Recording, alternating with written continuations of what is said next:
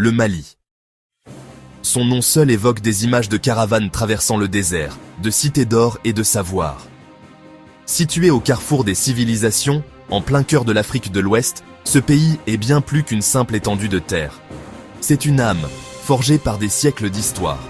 Un creuset où les sables du Sahara rencontrent les eaux nourricières du fleuve Niger.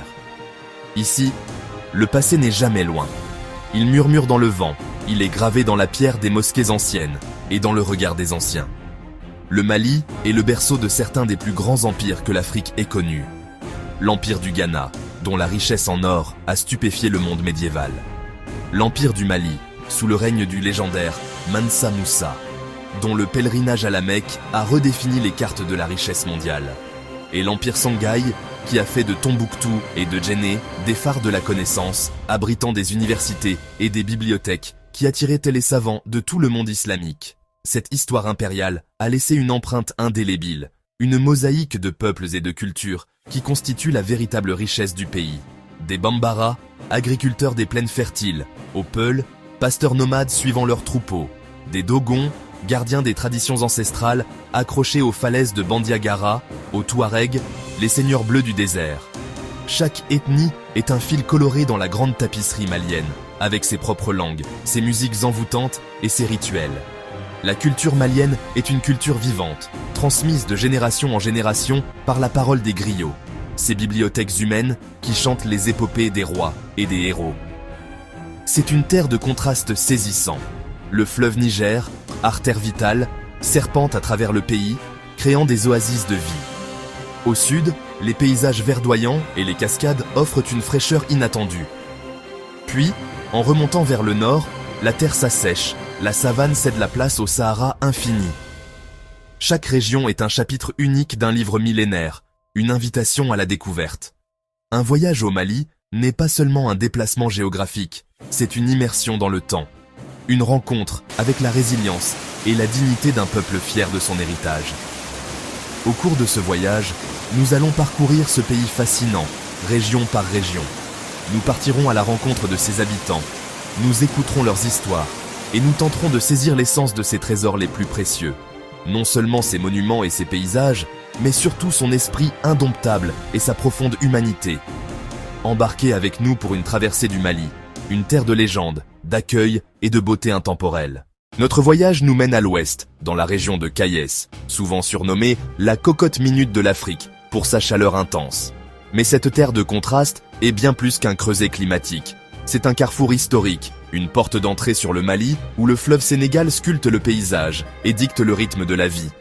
Ici, l'eau n'est pas seulement une ressource, elle est une force brute, une poésie liquide qui s'exprime avec une puissance inouïe. Le premier acte de ce spectacle aquatique est la chute de Gouina. Sur une largeur impressionnante de 500 mètres, les eaux du fleuve se jettent dans le vide, avec une force assourdissante. Haute de 16 mètres, elle mérite amplement son surnom, de Niagara du Mali.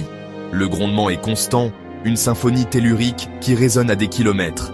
Des nuages de brume s'élèvent, nourrissant une végétation luxuriante qui tranche avec l'aridité environnante. Dans cette vapeur d'eau, le soleil tisse des arcs en ciel éphémères, des ponts de lumière jetés sur le chaos. S'approcher de Gouina, c'est sentir la puissance primordiale de la nature. Une humilité face à ce rideau d'eau tumultueux qui s'écoule depuis des millénaires. Plus en aval, le fleuve offre un autre visage, une autre histoire. La chute de Fellou, bien que moins large, est tout aussi captivante. Son importance est double, à la fois naturelle et historique. C'est ici que se dresse le fort de Fellou, vestige de l'époque coloniale, un témoin silencieux des ambitions et des conflits qui ont marqué la région. Les rapides bouillonnants qui entourent le fort semblent murmurer les récits du passé. Mais Fellou est avant tout le royaume des pêcheurs Bozos, les maîtres du fleuve. Depuis des générations, ils vivent en symbiose avec le Sénégal. Leur silhouette se découpe dans la lumière dorée du couchant. Un ballet ancestral qui se joue chaque jour. Le lancer de l'épervier est un art, un geste ample et précis, une chorégraphie transmise de père en fils. Ils ne se contentent pas de pêcher. Ils lisent le courant, comprennent les humeurs du fleuve et perpétuent un savoir-faire qui est le cœur battant de leur culture. À Kayes, le fleuve Sénégal n'est pas qu'un simple cours d'eau. Il se transforme en un véritable spectacle vivant. De la puissance brute de Gouina à la grâce ancestrale des pêcheurs de Félou. Chaque méandre, chaque rapide raconte une histoire. Ces cascades rugissent, un son profond et continu qui rythme la vie.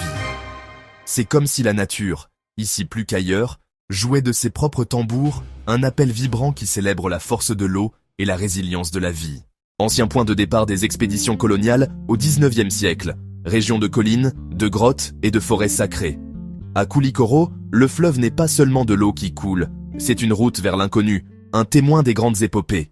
Musée national du Mali, Masque d'Ogone, Bambara et Peul. La colline du Point G offre une vue panoramique sur la ville. Bamako, c'est le rythme du djembé qui se mélange au klaxon, la modernité qui danse avec la tradition. Construite en 1907 sur les vestiges d'une mosquée du XIIIe siècle. Plus grande construction en banco au monde, classée UNESCO. À Djenné, la terre devient monument, et chaque année, une ville entière se réunit pour redonner vie à ses murs sacrés. Ville portuaire au confluent du Niger et du Bani, mosquée de Mopti, 1935, marché flottant et diversité ethnique. À Mopti, le fleuve est une scène où se croisent pêcheurs bozo, commerçants Peul et voyageurs Dogon. Village troglodyte spectaculaire, datant au moins du XIVe siècle. Danse masquée rituelle et riche cosmogonie Dogon. Face aux falaises de Bandiagara, chaque pierre raconte une histoire ancienne, et chaque masque révèle un mythe fondateur. Ancienne capitale du royaume Bambara, XVIIIe siècle. Ville d'artisans, poterie, bogolan, sculpture, accueille le célèbre festival sur le Niger. À Ségou, l'art est une langue universelle. La musique, la peinture et la danse vibrent au rythme du fleuve. Ancienne capitale du royaume Kénédougou. La Tata de Sikasso, une muraille défensive de 6 km construite au XIXe siècle. Région fertile, verger du Mali. Sikasso, c'est la terre généreuse. Ici, la nature nourrit et protège, et l'histoire se cache derrière chaque arbre. Au seuil du vaste Sahara, là où le sable rencontre les eaux nourricières du fleuve Niger, se dresse une cité de légende, Tombouctou. Née au XIe siècle de la volonté des nomades touaregs, elle fut d'abord un campement saisonnier, un carrefour vital sur les routes caravanières. C'est ici que le sel du désert s'échangeait contre l'or des empires, mais la véritable richesse de la ville allait bientôt prendre une autre forme. Dès le XVe siècle, sous l'égide de l'empire Songhai, Tombouctou se métamorphose. Elle devient la perle du désert, un phare intellectuel et spirituel dont la renommée traverse les continents. Des savants, des poètes et des juristes de tout le monde islamique affluent vers ces universités. La plus célèbre, l'université de Sankoré, accueillait jusqu'à 25 000 étudiants, avides d'apprendre non seulement la théologie, mais aussi l'astronomie, les mathématiques, la médecine, la philosophie et le droit. La ville devint un marché florissant, où les livres étaient la marchandise la plus prisée. Témoins de cette grandeur passée, 3 mosquées monumentales en banco, ou terre crue, ancrent la ville dans son histoire. La mosquée Djinguereber, commanditée en 1327 par l'empereur du Mali, Mansa Moussa, à son retour de pèlerinage à la Mecque. La mosquée Sankoré, cœur battant de l'université du même nom. Et enfin, la mosquée Sidi Yahya, complétant ce trio sacré. Mais le trésor le plus inestimable de Tombouctou n'est pas bâti de terre, mais de papier et d'encre. Derrière les murs des bibliothèques familiales, cachées pendant des siècles pour échapper aux pillages et aux destructions, dorment des centaines de milliers de manuscrits. Ces ouvrages, certains magnifiquement enluminés, couvrent tous les champs du savoir humain. Ils sont la preuve éclatante d'une Afrique savante, d'une civilisation qui écrivait sa propre histoire, calculait la course des étoiles et débattait de justice.